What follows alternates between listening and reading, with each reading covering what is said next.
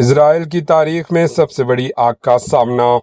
اسرائیل میں مقبوض بیت المقدس کے قریب جنگلات میں خوفناک آگ بھڑک اٹھی، جسے سب سے بڑی آگ قرار دیا جا رہا ہے۔ آتشگی کے نتیجے میں کم از کم 23 افراد زخمی ہو گئے، جبکہ بیت المقدس میں اور تل ابیب کے درمیان شاہراہ کو بند کر دیا گیا۔ صہیونی حکومت نے آگ پر قابو پانے کے لیے عالمی برادری سے مدد مانگ لی۔